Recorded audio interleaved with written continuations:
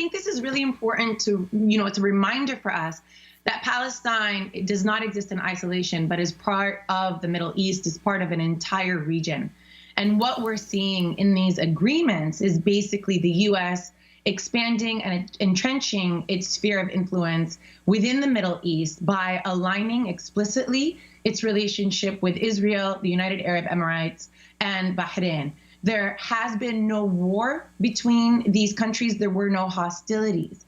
The reason that the Emirates and Bahrain have withheld normalizing their relationship with Israel was merely to withhold a carrot that would otherwise incentivize Israel to make enduring concessions to the Palestinians for their Palestinian national rights. Given that Israel is the only nuclear superpower in the Middle East, as well as the 11th most powerful military in the world, against a Palestinian people without an army or an airport, these kinds of carrots and incentives are otherwise necessary. The fact that they have now offered this carrot without any meaningful concession to the Palestinians, even slightly easing the blockade on Gaza, should indicate to us that this is not about advancing any kind of meaningful, enduring peace, but instead about entrenching a geopolitical alliance that would otherwise increase oppression for people of the Middle East, in Bahrain, in the Emirates, in Yemen, and in Palestine, who are struggling for freedom and democracy and are now facing off against powers who are backed by the United States militarily and also offered impunity within international fora like the Security Council. And Noura, I'm wondering, there's so much attention has been placed on these agreements, and yet both the Emirates and Bahrain, to some extent, might be real questions as to whether they even represent the leaders represent their own populations. I mean, the UAE, 9 out of 10 people who live in the UAE aren't even Emiratis. They are largely South Asians, Bangladeshis, Pakistanis, Filipinos, who have been brought in as migrant workers and now are the 9/10 of the population. Likewise, in Bahrain, something like 40%, 45% of the population is are not natives of the country. So these are basically countries that didn't even exist independently when Israel occupied the West Bank. They gained their independence from England in 1971. So to what degree are they representative of the rest of the Arab world?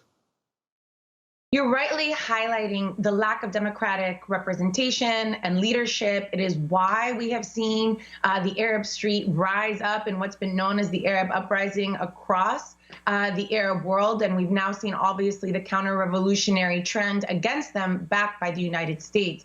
In response to those who like to mythologize and pathologize Arabs as not ready for democracy or unable to govern themselves, this actually helps reveal the truth, which is that democracy, people governing themselves, is suppressed because of outside forces like the United States, who are supporting regimes who are more indebted to them and more accountable to those regimes who are providing it with aid or who are providing it with some sort of military protection rather than accountability to their base. The fact that in Bahrain, what we have seen in recent years, we saw an uprising in 2011 of the population demanding an elected parliament, demanding a new constitution, and they were met with lethal force, after which they began demanding the fall of the Al-Khalifa monarchy. It was Saudi Arabia and the UAE that supported them and suppressing those democracy protests. We are now seeing Bahrain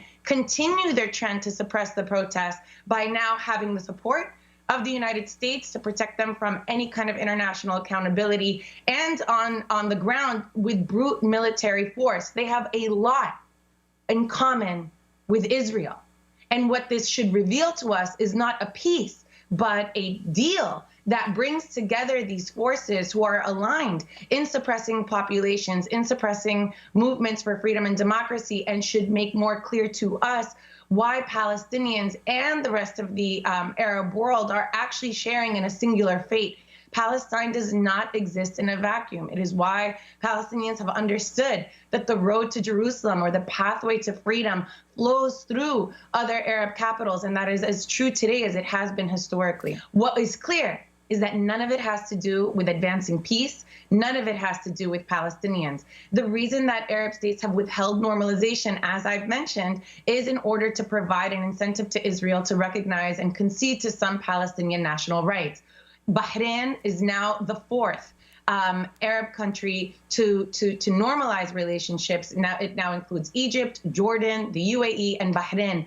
None of these agreements have ensured a single enduring concession on behalf of Palestinian national rights. Not the easing of the blockade, not the end of the occupation, not even the lifting of the apartheid wall. There have been no concessions. And so what's being dutifully and deliberately left off out of this picture is the fact that the only peace that is necessary is that between Israel and the Palestinians, who they occupy, over whom they maintain an apartheid regime. There are no hostilities with these other countries, and yet that is being framed as peace for us in order to obscure this reality of state oppression and ongoing violence.